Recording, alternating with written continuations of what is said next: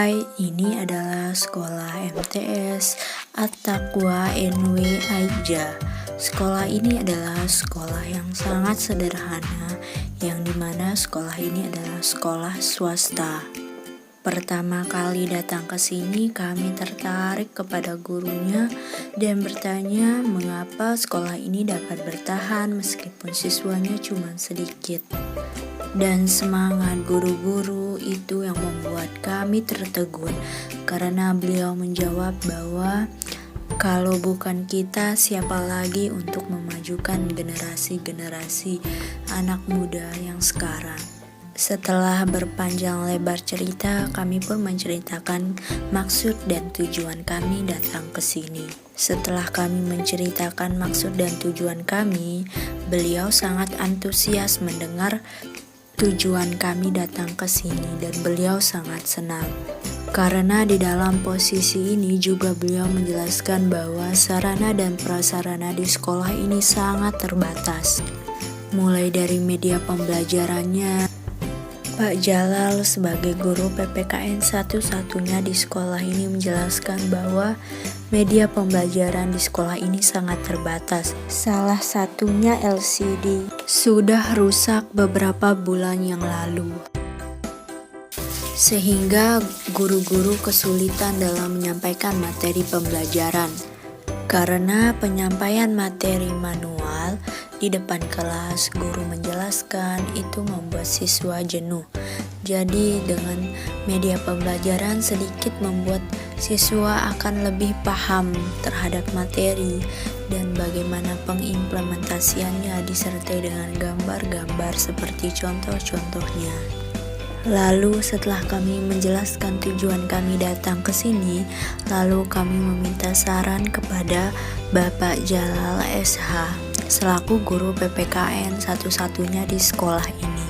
Kami menunjukkan laporan dan menceritakan bahwa kami mempunyai ide yang dimana di dalam pembelajaran itu alangkah baiknya sering diterapkan metode kuis sambil bermain, yakni dengan konsep dasar 3K, yakni kecepatan, ketepatan, dan keaktifan. Supaya lebih menarik, kami memanfaatkan kertas origami. Kebetulan juga media pembelajarannya yang tidak memadai. Maka dari itu alangkah lebih baiknya metode ini diterapkan. Maka dengan ini dapat melatih daya pikir, daya ingat, dan daya pemahaman para siswa dan siswi. Yang dimana ini adalah salah satu untuk mengembangkan metode pembelajaran abad 21, yakni kreatif, inovatif, kolaboratif, dan komunikatif. Dengan ini dapat melatih kecakapan berpikir, kecakapan berkomunikasi, kemampuan kepemimpinan, debat, dan kompromi. Sebelum memulai diskusi, siswa diberi asupan materi dulu terkait KD 3.1, yakni menelaah Pancasila sebagai dasar negara dan pandangan hidup bangsa. Setelah menjelaskan materi, lalu kami membagi siswa dan siswi ke dalam beberapa kelompok menjadi 3-4 orang setiap kelompok.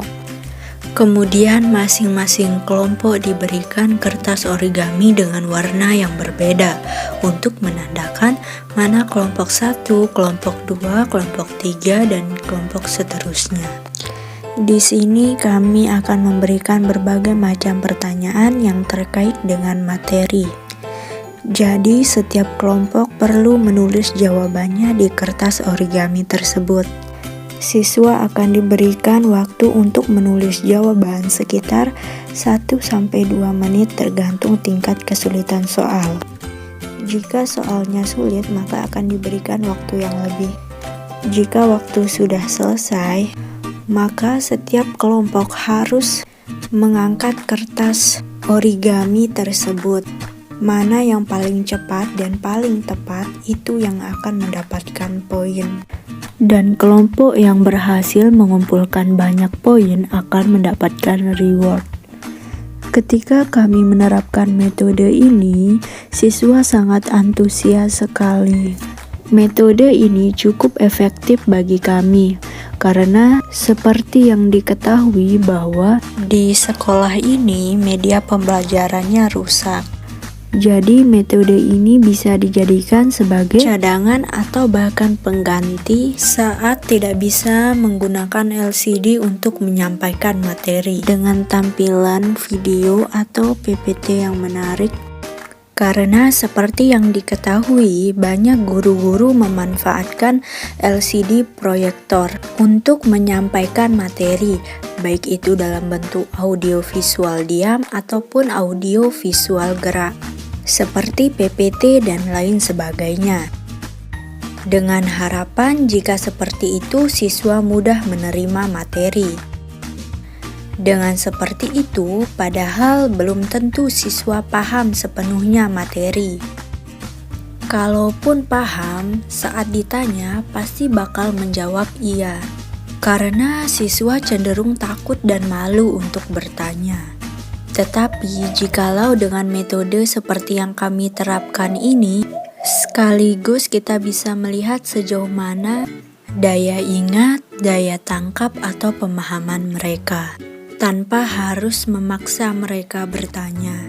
Saat berkelompok, yang malu bertanya ketika diskusi dengan kelompoknya yang semula tidak tahu bakalan menjadi tahu. Itulah penjelasan yang dapat kami sampaikan di video ini.